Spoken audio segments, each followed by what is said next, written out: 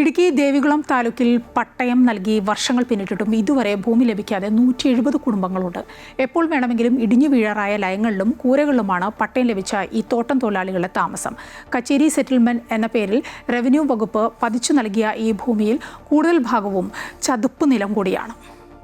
തലമുറകളായി തോട്ടം മേഖലയിൽ പണിയെടുത്ത നിർധനരായവർക്ക് സർക്കാർ നൽകിയ പട്ടയമാണിത്. പട്ടയം ലഭിച്ചെങ്കിലും ഇവർക്ക് ഭൂമിയില്ല. 2009 ദേവികുളം കച്ചേരി സെറ്റിൽമെന്റ് എന്ന പേരിൽ LDF സർക്കാർ 170 കുടുംബങ്ങൾക്ക് 4 സെന്റ് വീതം പട്ടയമാണ് നൽകിയത്. ദേവികുളം റവന്യൂ ഓഫീസിന് പിന്നിലുള്ള 8.6 ഏക്കർ ഭൂമി. ഇതാകട്ടെ കൂടുതലും ചതുപ്പ് നിലം. ഞങ്ങൾക്ക് പട്ടയം 2009 കിട്ടിയതാണ്. പക്ഷെ സ്ഥലം ഇതുവരെയായിട്ട് കാണിച്ചു തന്നിട്ടില്ല. ഇപ്പോൾ വീട്ടിലാണെങ്കിൽ ഞാനും അമ്മയും അനിയത്തിയുള്ള കുടുംബമാണ്. അനിയത്തി പഠിച്ചുകൊണ്ടിരിക്കുകയാണ്, അമ്മയ്ക്ക് കൂലിപ്പണിയാണ്. ഇത് ഇടിഞ്ഞു പൊളിഞ്ഞ് വീഴാറായിരിക്കും. മഴ വന്നു കഴിഞ്ഞാൽ ചോരുകയും ചെയ്യും. റവന്യൂ അധികൃതർ അശാസ്ത്രീയമായി സർവേ നടത്തി പ്ലോട്ട് തിരിച്ചു.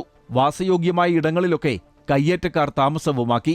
ഈ KDH വില്ലേജ് 20/1 സർവേ നമ്പറിൽ പല സ്ഥലങ്ങളിലും ഭൂമാഫിയകൾ ഇപ്പോൾ കേന്ദ്രീകരിച്ചുകൊണ്ട് ഇവിടെ ഭൂമി പിടിച്ച് കച്ചവടം നടത്തുന്നൊരു പതിവ് തുടങ്ങിയിരിക്കുകയാണ്.